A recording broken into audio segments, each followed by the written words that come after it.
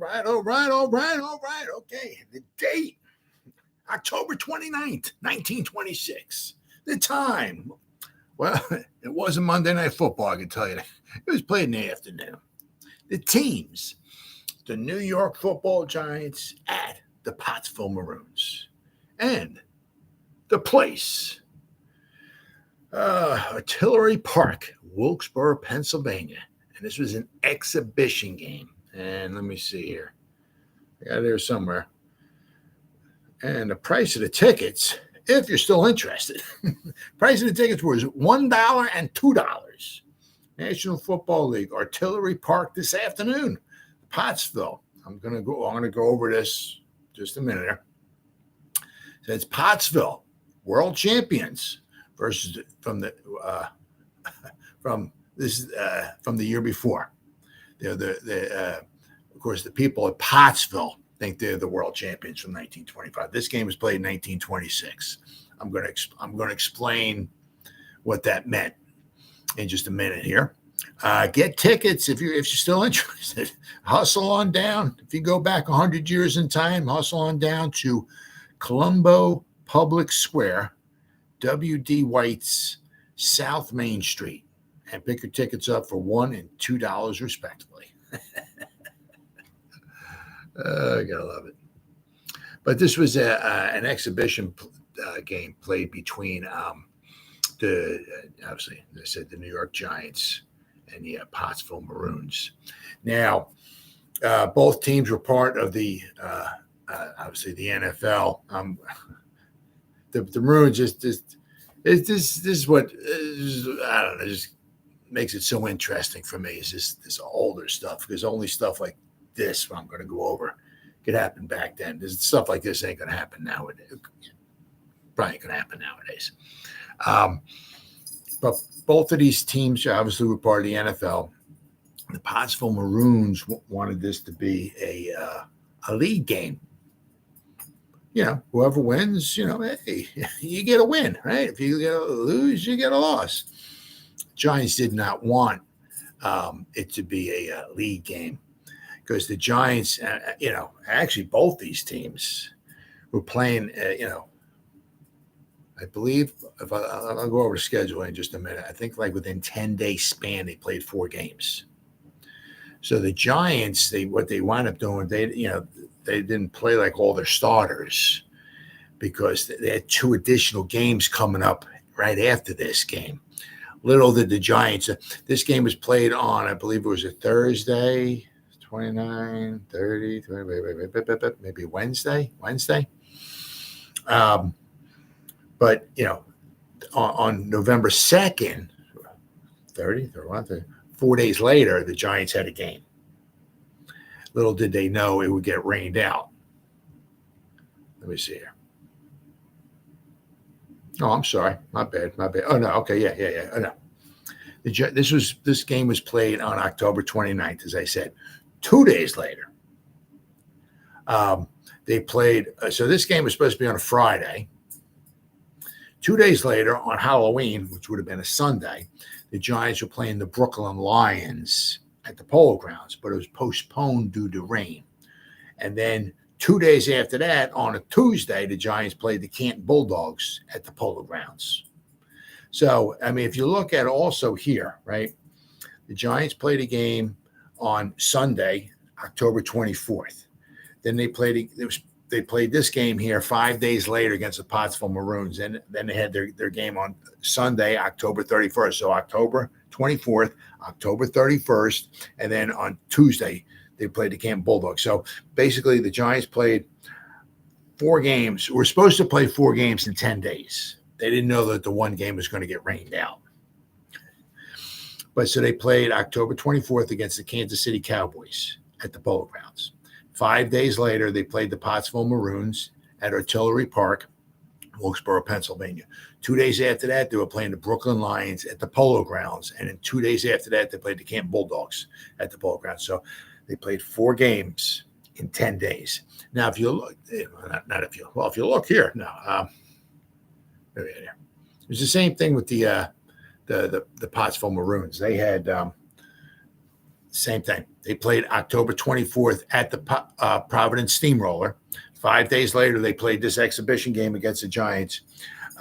2 days after that, they played the Buffalo Rangers, and then they played the Sheboygan Blue Comets on November 2nd. However, the one thing is here with the Pottsville Maroons is that they played this game here with the Giants. 2 days later, they played a game against the Buffalo Rangers, and then they played the Sheboygan Blue Comets, which was an want to be an exhibition game. So the Giants, they were playing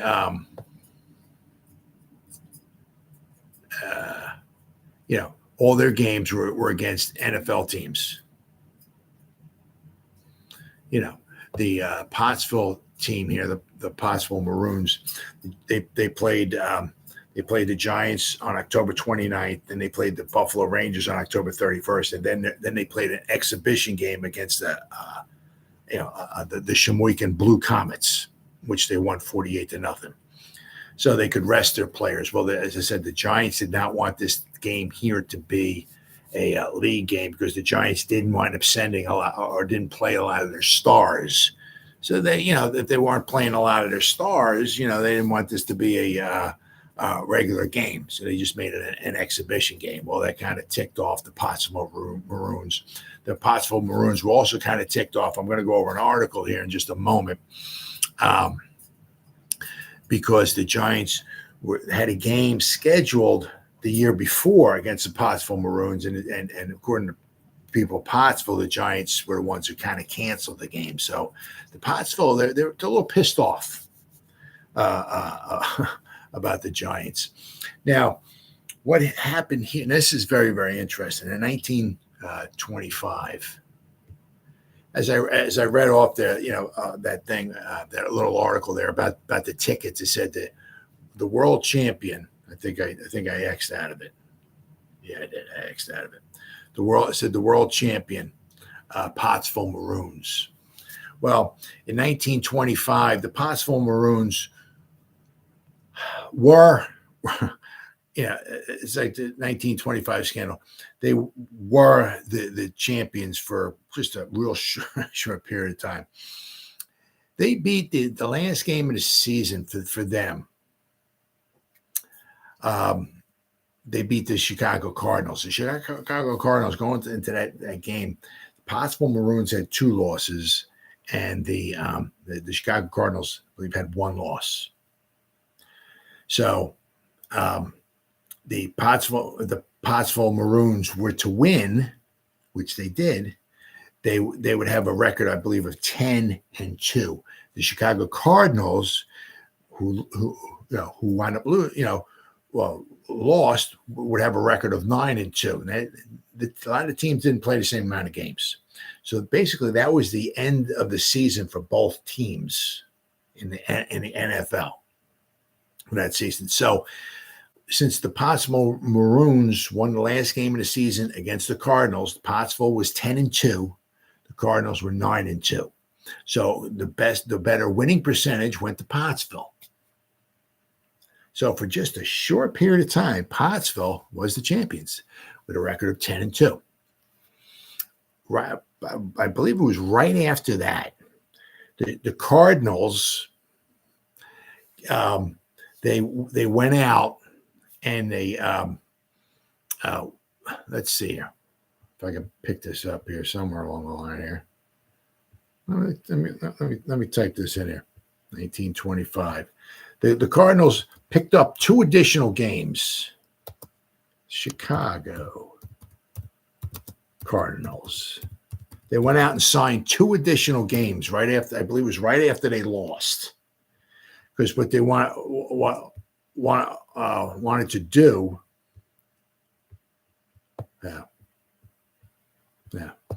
was it was the best winning percentage.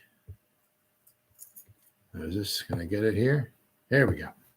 So according, went to the best winning percentage. So the Cardinals were 9 after they lost to the Pottsville Maroons 21-7. The Cardinals were 9-2-1. The Pottsville Maroons had a record of 10-2. So the Cardinals knew it was the best winning percentage. So after that, I believe it was right after they lost that game, they went out and they set up 2 additional games against 2 teams that were disbanding. The following game they set up was against the Milwaukee Badgers, and they beat them 59-0. The next game after that, they beat the Hammond Pros 13-0. So basically, they came up with 2 additional games just to get 2 additional wins against 2 teams that were really absolutely horrible. The Milwaukee Badgers, they were 0-6. All right, 1925. And the Hammond Pros in 1925 were 1-4. So the Chicago Cardinals, who were a very good team, picked up 2 games against teams that were absolutely pathetic. Just basically, they knew they could get wins, and they did. They wound up winning by a grand total of 72-0 between these 2 games. So they knew that they could get 2 wins, and that would give them a record of 11-2, and that would give them a better winning percentage than the 10-2 Pottsville Maroons. Right. Well, what happened was the first game that the Chicago Cardinals picked up was against the Milwaukee Badgers. Well, the Milwaukee Badgers didn't have enough players because their season was over with. They disbanded. I believe they were no longer a team, right? And well, they disbanded for the season, and they were absolutely horrible. Okay. So what they had to wind up doing, the Chicago Cardinals, they went up and they paid some high school players to join the Milwaukee Badgers and just to play in this game, just so that the Milwaukee Badgers would have enough players on their team to play a game. Because at the time, as I said, the Milwaukee Badgers, their season was over with, and they did not have enough players at the time to field the team. So I said, the Chicago Cardinals went out of their way, and I think there's at least 4 players that they got from the high school players, paid them to play as part of the Milwaukee Badgers, and the score wound up being 59-0. So the Cardinals absolutely killed them. So the Cardinals,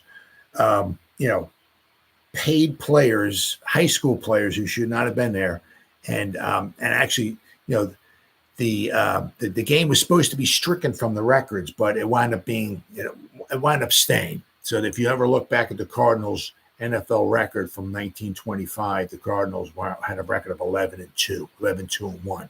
So the one game against the Milwaukee Badgers did stand. So I mean, that's you're paying players to come, and high school players who should not be playing. If they're amateurs, they're not supposed to be playing NFL games. Right. So that's a no-no. So what wound up happening was they got fined, and that game was supposed to be stricken from the records, but it never wound up happening. So as I said, if you look at the Chicago Cardinals and their record from 1925, that one win against the Milwaukee Badgers actually wound up standing. So if you look at the Cardinals' record from 1925, I think it's 11-2-1. Well, the Pottsville Maroons, what the Pottsville Maroons did was after they beat the Cardinals, and they finished with a record of 10-2. They were basically for a short period of time they were the champions. Well, they had a game that they wound up scheduling against the Notre Dame All-Stars 6 days later. Now, the problem with that was where it was not so much who they played or that they played a football game or nothing like that. It's where they played it at. They played it at Shibe Park, which was in close proximity to where the Frankfurt Yellow Jackets played. And actually, in the same day, the Frankfurt Yellow Jackets played a game. And back then, territorial rights were absolutely huge because it was about money, get tickets. You didn't want to have 2 games being played in close proximity to each other because they paid the Frankfurt Yellow Jackets paid to have these territorial rights, And so they believe that they lost some ticket sales because the Notre Dame All-Stars, and remember, college football back then was huge, bigger than professional football. So they believe that they lost some tickets. They lost some money because Notre Dame was playing at Shibe Park, was very close proximity to where the Frankfurt Yellow Jackets played at. So the Frankfurt Yellow Jackets complained, right, and that the Pottsville Maroons played the Notre Dame at Shibe Park, which was very close to where the Frankfurt Yellow Jackets at. And Carr, I believe the commissioner or the president of the NFL at the time, he set, according to what I read, several times he warned the Pottsville Maroons, do not play Notre Dame on Saturday. Do not play them. I don't know why, the Pottsville Maroons thought it was okay. I don't know why they would play a game such close proximity. They thought it was okay. Well, apparently Carr, the president of the NFL back then, he warned them apparently several times not to play the game. Well, they went ahead and they played the game, and they wound up beating the Notre Dame All-Stars 9-7. But they played a game same day that the Frankfurt Yellow Jackets played a game. And the Frankfurt Yellow Jackets had the territorial rights. And so basically what wound up happening was Carr wound up kicking them out of the league and fining them. And they said that they couldn't win the championship because they played a college team in close proximity to where the Frankfurt Yellow Jackets played. Consequently, the next season, Pottsville was allowed to come back into the league, and I think the fine that they had was taken away too. But but they were not allowed to win the championship, even though they had a better record than the Cardinals did at the time. And the Cardinals went out of the way and they paid high school players to join another NFL team just so they could beat the crap out of them. Right? Apparently, that was okay. But the fact that the Pottsville Maroons played a college team in close proximity to the Frankfurt Yellow Jackets on the same day, that basically for one, you got them kicked out of the league. So there's a big kind of thing in 1925 that people in Pottsville, you might, if you ever go through Pottsville, Pennsylvania, you might even see banners and stuff like that. 1925 NFL champions.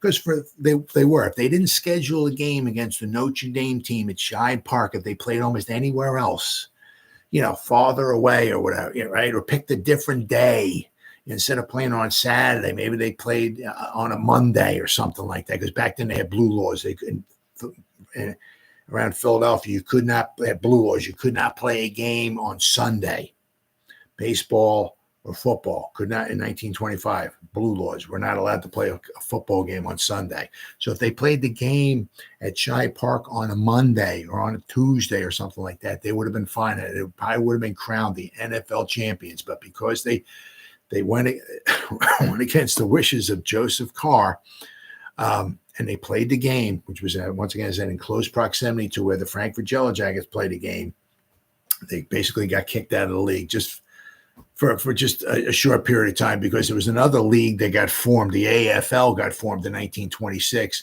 and the Pottsville Maroons were a good team. And the NFL didn't want the Pottsville Maroons to jump to the new league. So they reinstated the Pottsville Maroons to come back into the NFL back in 1926. So they got kicked out of the league for, I don't know, a couple months. And the fine, I think that their fine, they didn't have to want to pay their fine or whatever like that. But the Pottsville Maroons were champions. So they were a little grouchy about that. So that's that story there. But this game right here, I said the Giants were supposed to play the Pottsville Maroons in 1925. Let's see if I can pop this up here. 1920. Okay, yeah. They said the Giants were supposed to play. Here we are. And for whatever reason, there's a little article that I saw that said that they were supposed to play the Giants played the Rochester Jeffersons on 11/15. Then they were supposed to play the original schedule, 11/15. They played the Rochester Jeffersons at home. Then they were supposed to play the let's see here. I'm sorry. On 10/25 in 1925. I'm sorry. They played the Buffalo Bisons. Then 4 days later, on October 29th, they were supposed to play the Pottsville Maroons at Pottsville, and they never played them. So the Pottsville was a little annoyed about that. So I got a little story here that kind of has a little. I can find it here. Oops, I got it here somewhere. Oops, is that it? Nope. Here we go. All right. Pro rivals here for big battle today. Feeling between the New York Giants and the Pottsville Maroons in none too friendly, an observer notes. All right. Resembling the football squads of large universities, the New York Giants and the Pottsville Maroons arrived here last night and took up quarters at different hotels, turning in early for a good night's sleep before their clash on the Artillery Park Gridiron this afternoon. And interestingly enough, speaking of the Artillery Park, 1929, apparently, now I didn't see, how far it was or anything like that, but apparently in 1929, Babe Ruth played a game there. It's probably an exhibition game or whatever it was. Apparently, according to some records, he hit his longest home run that he hit in Artillery Park. Now, if you ever look at like an aerial view of it, there's Artillery Park. There's a baseball field there, and there's also a football field there as well. Now, I mean, I don't know. Babe Ruth, I mean, it wasn't a lot of the stands weren't very big back then, so I don't know, exactly what day it was he played. But somewhere in 1929, he played an exhibition game there, and apparently he hit his longest home run ever, Babe Ruth, in 1929 at this Artillery Park. All right, let's see here. Oops.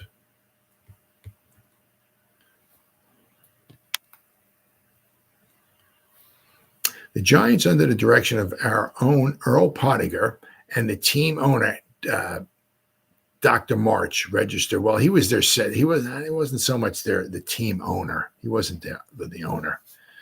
Tim Mara was the owner. Dr. March was their secretary. He was their first ever secretary. Dr. Harry March was their secretary from 1925 to 1928. Dr. March registered at the Hotel Reddington. The Pottsville team, also with an MD, Dr. Striegel. Now, Dr. March, he was a doctor as well, too. Dr. Striegel, in command, went to the Hotel Sterling. So the Pottsville Maroons went to the Hotel Sterling. Right. The feeling between the respective National League contenders is not of the best. Ew. This was evident from casual conversation with any of the husky young gridiron stars whose names were spread in headlines all over the East while they were college stars and who are now playing the game for the almighty dollar and not ashamed of their calling. Among the Pottsville players, there is an urgent desire to trim the Giants, or in other words, like beat the living crap out of them, or beat them. To trim the Giants this afternoon to settle a score that seems to have had its inception a year ago today when the game at Pottsville was canceled. The Maroons believed it was the fault of the New York officials. So, as I said, in 1925, the Giants were supposed to play in Pottsville. They had a game scheduled. If you ever look at the original schedule for the New York Giants on October 29th, there was a game the Giants were supposed to play in Pottsville, and they never wanted to play in a game. On the other hand, a majority of the New York Giants were members of a team that lost a hard-fought game in Florida last year. After the season was over with, after the 1925 season was over with, the New York Giants went on a barnstorming tour. They played 3 games. Actually, they played 3 games in Florida. Then they had a game scheduled to play in Alabama. They never played that game because they could basically the Alabama team couldn't find enough players to field a team basically. And then there was also word that the Giants were going to go out to the West Coast, and Ernie Nevers was going to coach them, but they never went out there at all. But the Giants did play after the 1925 season was over with. They played 3 games in Florida, and a lot of majority. It says here, the New York Giants were members of a team that lost a hard-fought game in Florida last year to a rival team composed of a majority of Pottsville stars. So basically, a lot of the team players were from Pottsville, and they played a hard-fought game. At Hotel Reddington last night, there were vague stories of doubt as to the exact length of the last quarter in which the Pottsville Stars won out. The inference being that the time was not what it should have been. Now, let's see here. I can pop this up here. The Giants, they wound up losing both. Let's see, they lost to. I'm sure it was probably the last game that they played was on January 16th. It was at played the Coral Gable Collegians. The Giants wound up losing 14-13. And the Coral Gable Collegians, I believe, scored a touchdown in the final minute of the game. Now, I'm not sure if the Giants thought the game went on too long. That final quarter was longer than 15 minutes, which allowed the Coral Gable Collegians to score a touchdown to win the game, or exactly what. But the game that they played on January 16th at the Coral Gables Collegians against the Coral Gable Collegians, they lost 14-13. I believe that the Coral Gables Collegians scored a touchdown like the final minute. So the Giants, somewhere along the line, I guess, thought that the game went on a little too long, maybe, and that's what allowed them to score the touchdown. So.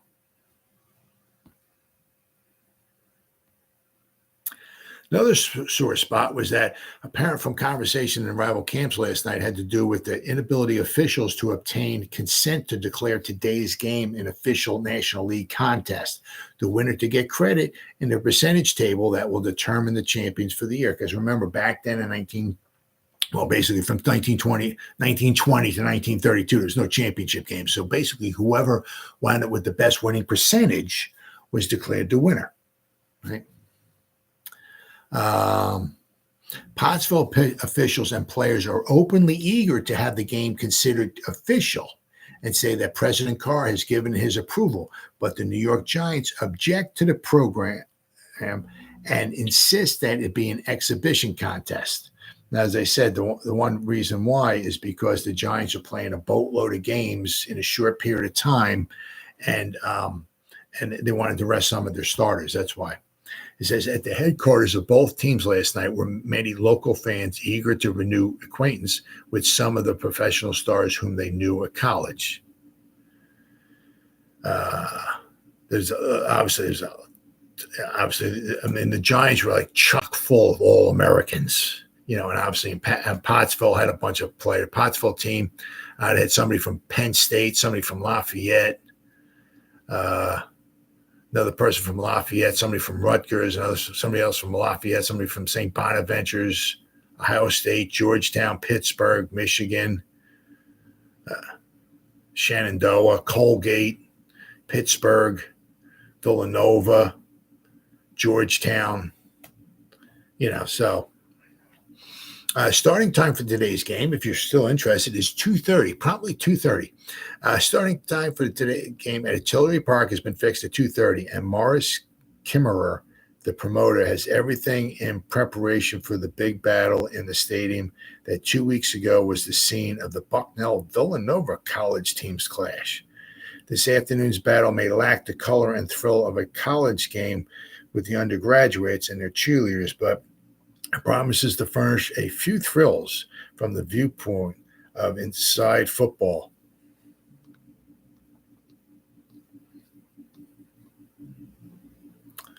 Here we go. Now, also, that Dr. Harry March, the secretary of the New York Giants, he was looking, which never wound up coming to fruition, but he said he may place a team here, meaning in Wilkesboro. Says Dr. March, owner of the New York Giants, he was not really the owner, he was the secretary, said last night at the Reddington that his primary purpose in booking the game here was a league missionary for a missionary for the National Football League.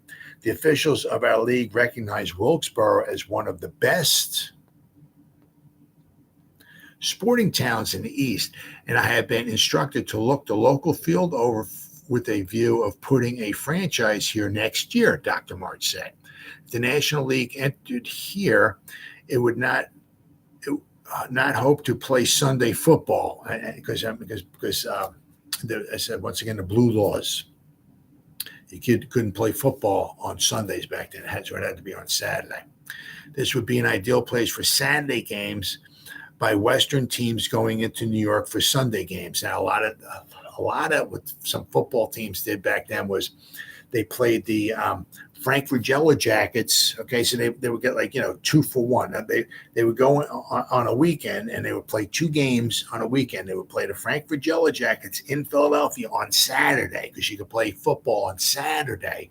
Then they would play the Pottsville Maroons, about 50 miles or so, whatever it was, away. I'm not exactly sure how far away, but then they would play the Pottsville Maroons, who were not affected by the blue laws of like the Philadelphia area, on Sunday. So a team would go in and play 2 games on one weekend. And guys nowadays in the NFL complain about playing maybe Sunday and Thursday. Well, teams back then played Saturday and Sunday, and not only that, but a lot of the players actually played 60 minutes. Right? And they played 2 games, 60 minutes, back to back for about $100 a game. Right? You would also be an ideal opponent for Pottsville if the Eastern and Western wheels were organized and we planned them. Wilkesboro and Pottsville would have teams comparing to Hartford and Providence, and there would be 2 teams in Philadelphia and 2 in New York. Said, ask how he became familiar with Wilkesboro as a good sporting town. Dr. March, who was a physician and a keen student and booster of athletics, explained that he stopped here on one Saturday afternoon last summer and saw a crowd of 7,500 fans at the Barons Ballpark. I stopped off here to see John Levy, who had just joined your team, and to visit with Earl Pottinger, who is my assistant and wonderful halfback. I wanted to talk football with them, and I went to the ballpark. When I saw that crowd and heard the shouts of fans encouraging a tail end ball team, I made up my mind that this is one of the best sports centers in the East. I told my plans to several other officials of the National Football League, and they reported favorably and told me to do some missionary work up here. Officials for today's game had not been announced last night. Dr. March explained that they are assigned by the president of the league, and the teams would not know who the officials would be until they get on the field this afternoon. So, all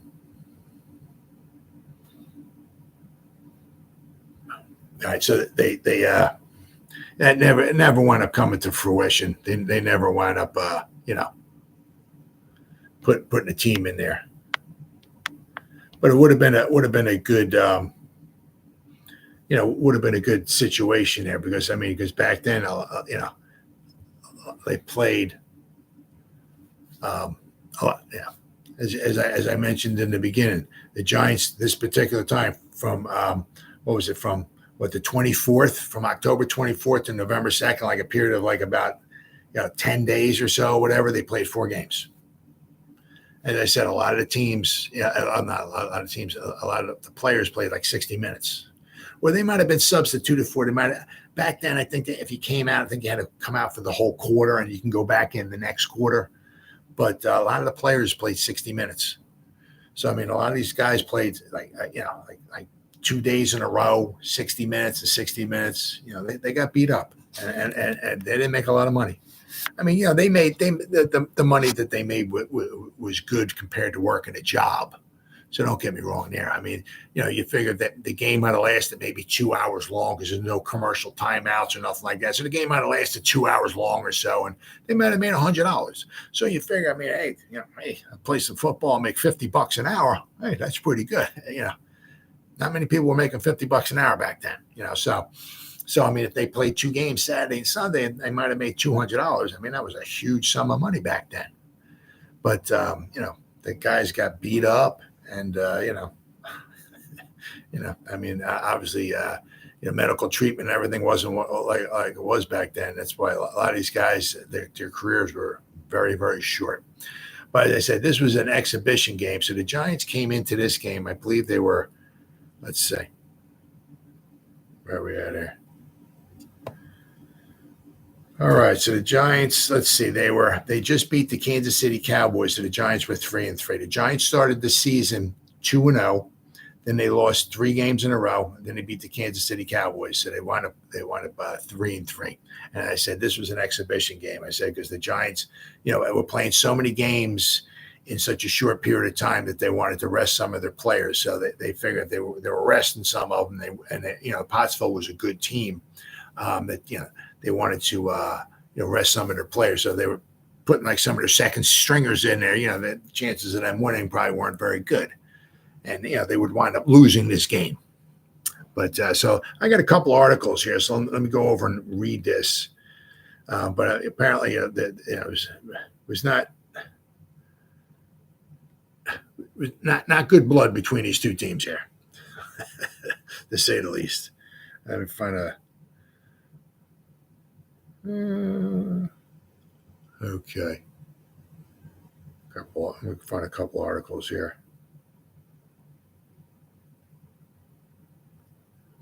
All right. Let's see there. The 29th. All right. Here we go.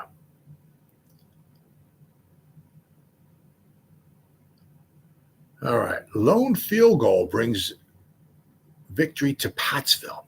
Maroons win 3-0 over the Giants in a game that lacks thrills for long runs and passes. Whoops.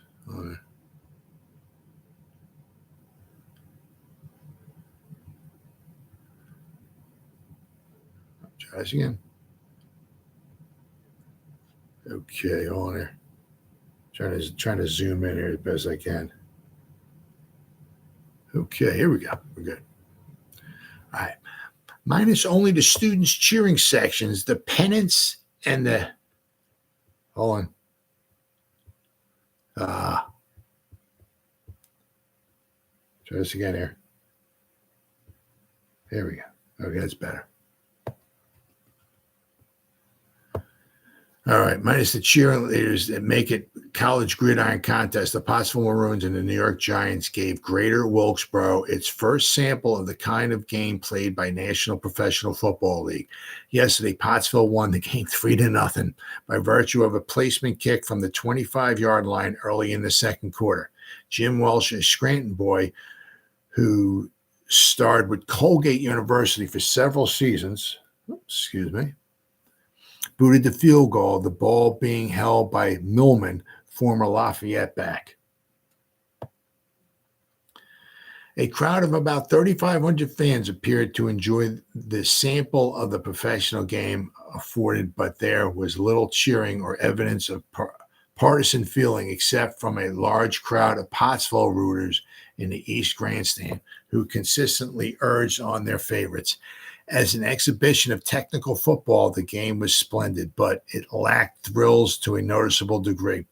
There were no unusually long runs and few completed forward passes, which are the thrill providers of football in modern times.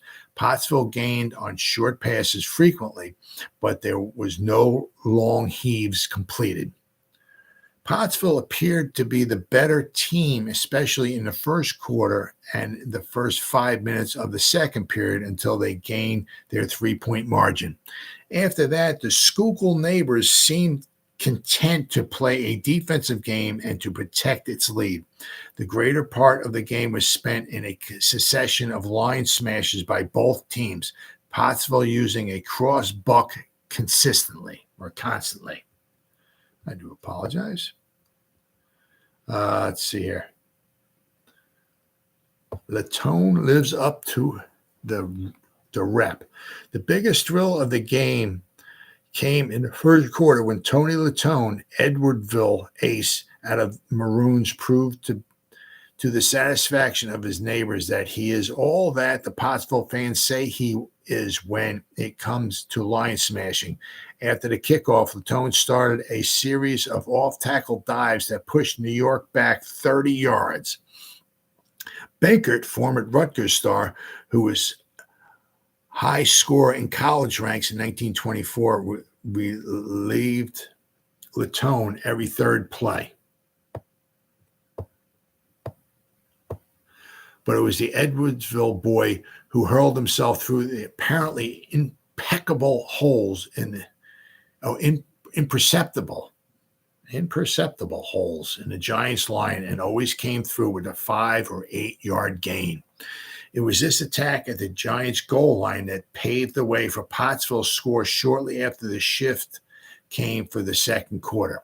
It was also responsible for the sudden entry into the game of Coach Joe Doc Alexander. He was a player coach for the Giants in 1926. He was a former Syracuse. He was an All-American. He was a center. He was very good in college. Who played here with the Panthers 3 years ago. The Giants appeared to consider the game a holiday event befitting an exhibition contest until after Pottsville scored. Then New Yorkers came to life and started to play ball as if they meant it. Pottsville, however, was determined to protect the 3-point lead, and their defensive play was inspiring. Wentz, strong on defense. Butch Wentz, former Penn State Husky, replaced Latone when the local boy injured his shoulder early in the third quarter. Wentz was a tower of strength to the Maroons, furnishing the punch on defense that Latone had given in the attack. His work, combined with the splendid smearing of Giant players by Welsh in the line, furnished a big factor in checking the Giants' attack in the third and fourth quarter. Joe Haggerty of Georgetown University fame went into action in the third quarter when the Giants started a drive for a goal, and his presence in the backfield livened up the game for the spectators. McBride and Hogan also furnished some splendid off-tackle drives in the third quarter, but the Pottsville defense held up in crucial moments, and the Giants were forced to punt.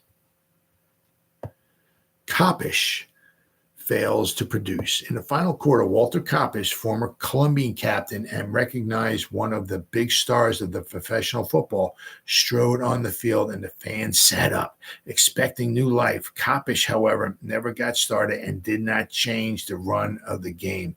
The New Yorker repeatedly failing to complete the long passes they attempted. The ball was in the center of the field almost constantly during the last period, and both teams suffered repeated penalties for holding and for incompleted forward passes in succession. And that was a penalty back then. You had to be so far behind the line of scrimmage to throw a pass.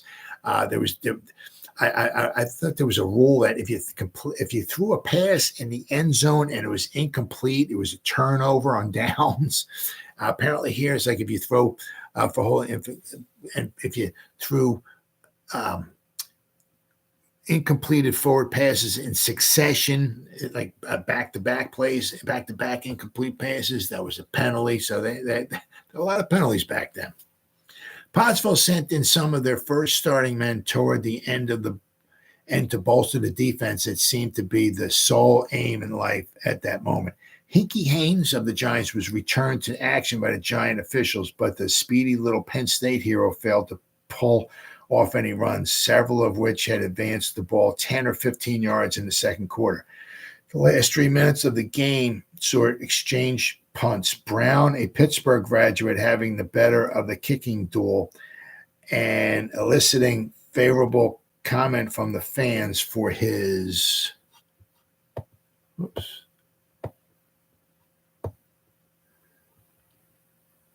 knack of getting the ball away with his left foot.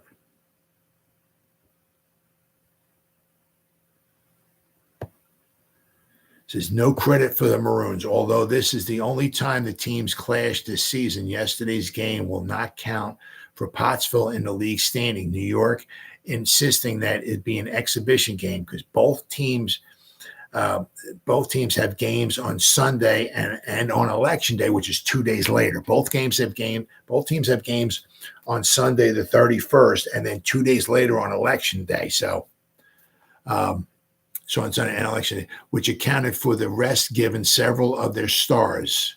So the Giants, didn't they didn't necessarily play all their stars the whole game, so they wanted to rest up their stars because they played a game on Sunday. Right here, they're playing a game, I believe it's on Friday. Then they're playing another game 2 days later on Sunday. Then they're playing another game 2 days later on Tuesday. So they're playing like 4 games in 10 days. So that's why the Giants wanted this to be an exhibition, right?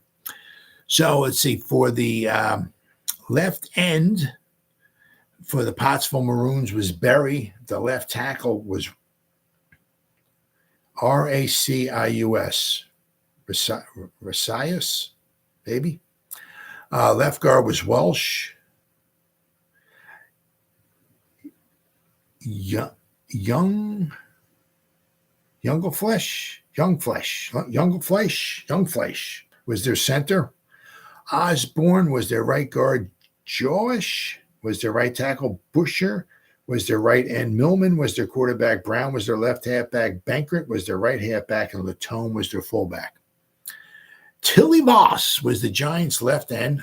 Steve Owens would be is their left tackle and become their head coach from 1931 to 1953. He was their left tackle.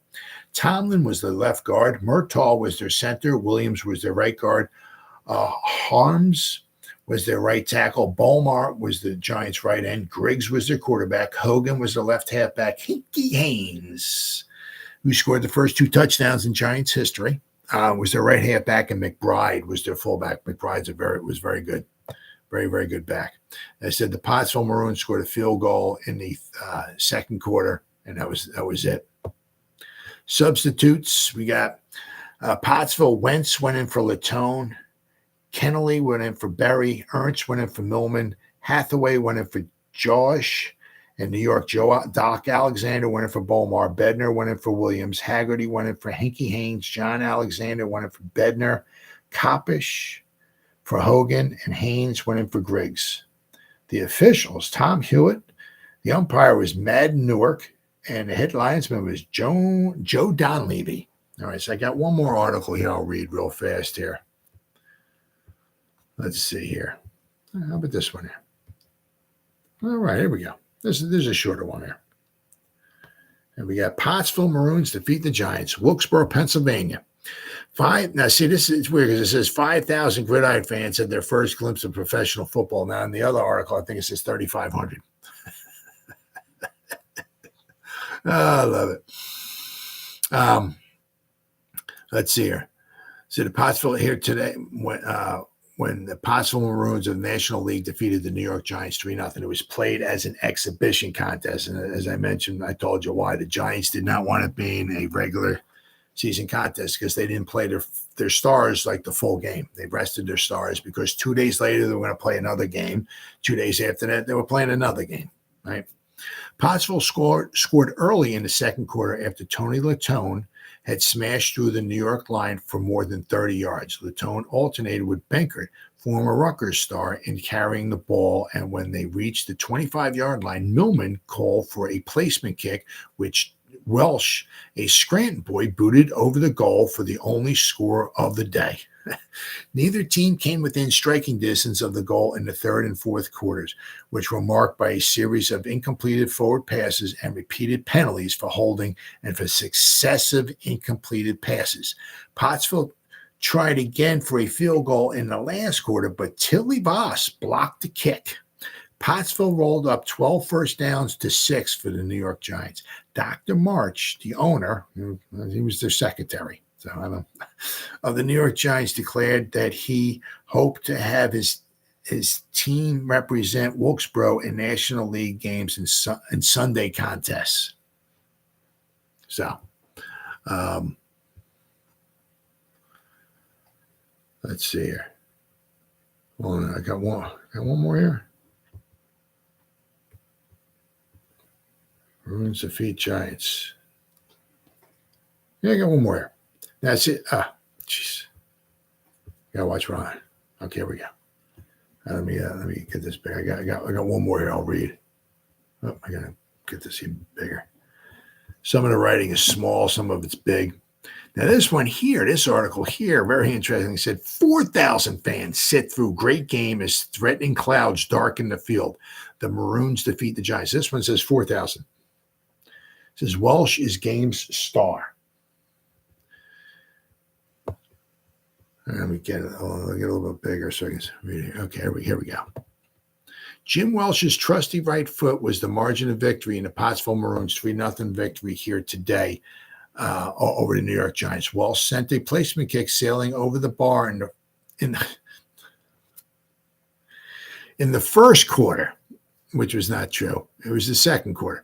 From the 38-yard line after his teammates had edged their way up the field to that point by advancing twice on downs. Traveled 38 yards. The ball soggy as the field was snapped back to position. Not sure what that means. Jim glanced at the distance post and calmly assaulted the pigskin in that direction. The ball floated lazily through the air while the Pottsville rooters held their breaths. It described a beautiful parabola, slowly wormed through the atmosphere and cleared the bar with 10 feet to spare.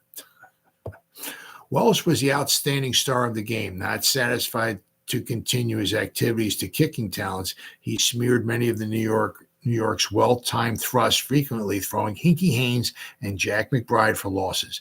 Practically all the Pottsville yardage was made through Jim's sides of the line, where Latone and Brown slipped through for gains of 5 and 8 yards. He was very much in evidence throughout the contest, his 260-pound carcass covering more territory than the St. Louis outfield. Occasional flashes. The game itself was marked by occasional flashes of the Giants' backs, Hinky Haynes, McBride, Coppish, and Haggerty, who were ever dangerous and for several times threatened to get away. Tony Latone, a product of the anthracite collieries.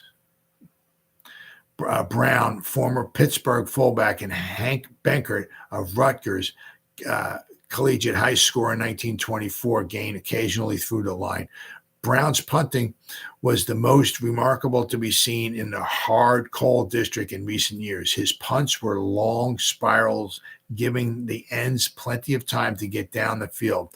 They were also well placed, two dropping out of bounds on the 10-yard line. Brown uses his left foot and gets off a kick as quickly as a line plunge in the final quarter with the ball far into the Pottsville territory. The kick sent the pigskin on the 45-yard line, and Pottsville recovered a fumble. It was from that point that the Maroons made the first downs and were falling down and in further attempting to travel when Jim Welsh was called back to produce the necessary 3 points. The game started with Pottsville receiving. Failing to gain, Brown punted 50 yards to Haynes, and the latter was stopped in his tracks by Charlie Berry, Pottsville's massive end, who was named All-American by the late Walter Camp when he played for Lafayette. Barry was injured on the tackle, but resumed play. The Giants found too much Welsh on the opposing line and were also forced to kick. Immediately, the contest became a punting duel, with Brown gaining 5 to 10 yards on the exchange with Hogan, the Giants' kick artist. The initial quarter was the turning point when the Maroons reached striking distance on the goal via the aerial route. Afterwards, it was a seesaw affair with an occasional flash from Hinky Haynes. Jack Ernst seemed to inject life into the Pottsville 11 when he relieved Millman at quarter.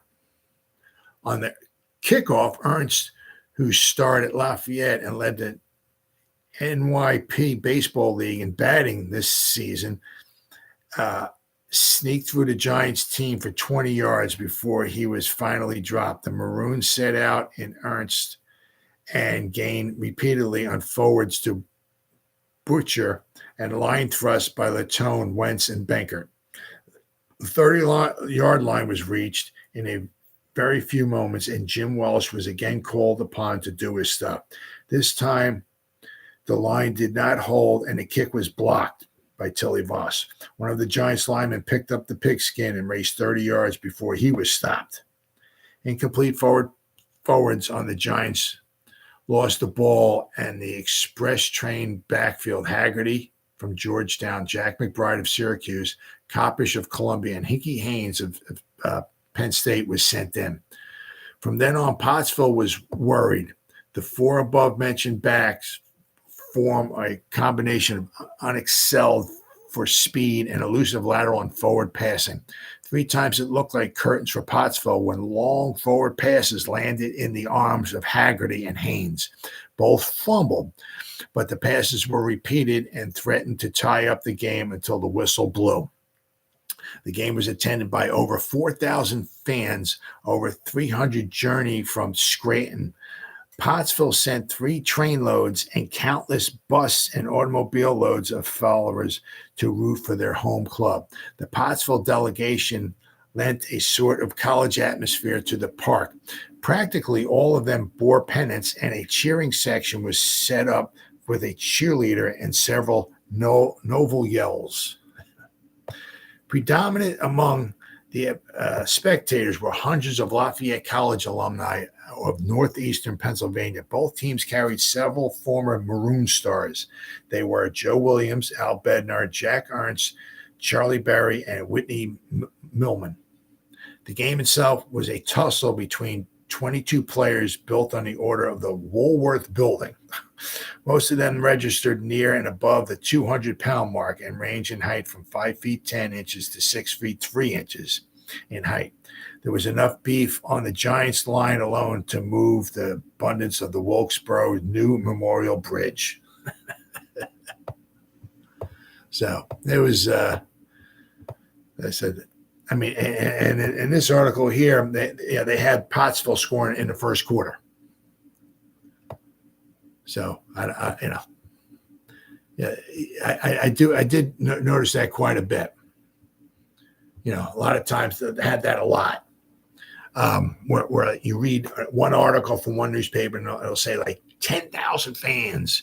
Then you read another article and it'll say just about 8,000 fans showed. I mean, it is what it is. But like I said, this wound up being a exhibition game. It was a hard fought game. It said Pottsville was a good team back then. It said they were good enough in 1925 for a very short period of time. The Pottsville Maroons were the 1925 National Football League champions. Had they not played the game at Shibe Park against the Notre Dame All-Stars, if they played it someplace else, or if they played farther away, or if they played it they played it on a Tuesday or something like that, the Pottsville Maroons of 1925 would have been the NFL champions. But because they did that, the President Carr kicked them out of the league for a few months, fined them, kicked them out of the league, and said they could not win the championship. So the Chicago Cardinals were awarded the championship. However, interestingly enough, the Chicago Cardinals did not claim the championship until I guess they felt embarrassed or whatever it was. So they did not basically, I guess, claim the championship or I don't know if there was a trophy or whatever it was. So I think it was like 1933. But if you ever look back, right, the Chicago Cardinals are the 1925 NFL champions. The Cardinals won in 1925 and 1947. And since 1947, the Cardinals, what is it, like 76 seasons? So you think the Giants, we're pissed off. Here is 2023. We haven't won a Super Bowl since 2011. Well, imagine being a Cardinal fan, right? Most of the Cardinal fans, almost all the Cardinal fans, or have not been alive since the last time they won a championship. It's been 76 years since the Cardinals won a championship. So, but then again, you figure it's the Pottsville Maroons were the champions and it got ripped away from them. So It is what it is. But so this game was an exhibition game. The New York Giants traveled to Wilkesboro, Pennsylvania, and they lost 3-0 to the Pottsville Maroons. So that's what happened on this day, October 29th, 1926, in New York football Giants history. See you next time.